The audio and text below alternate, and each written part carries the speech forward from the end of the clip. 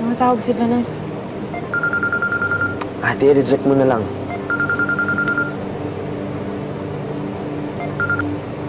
Hello?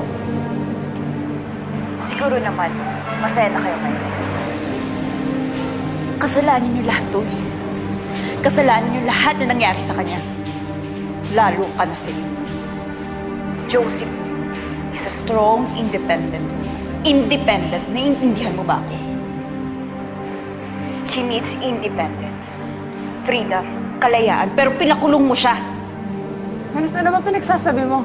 Ano nangyari? Nagpakamatay siya. Maraming dugong nawala sa kanya. Kaya hanggang ngayon, hindi pa rin siya nagigising. Nagpakamatay siya dahil sa'yo.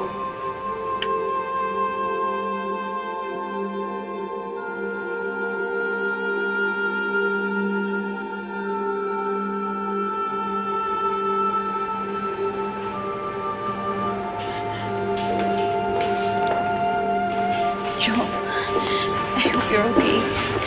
Wake up.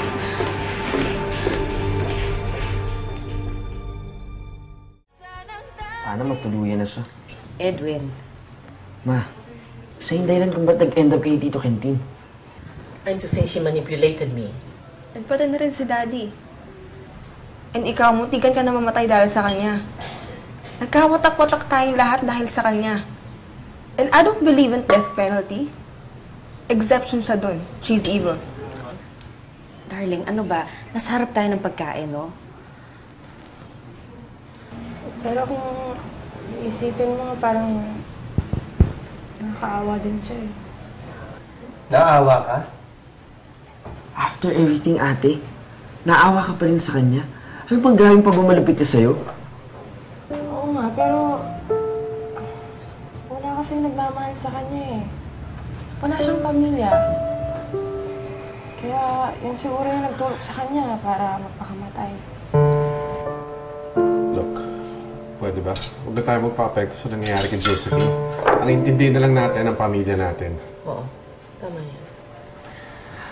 Ma, need a prayer? Sige.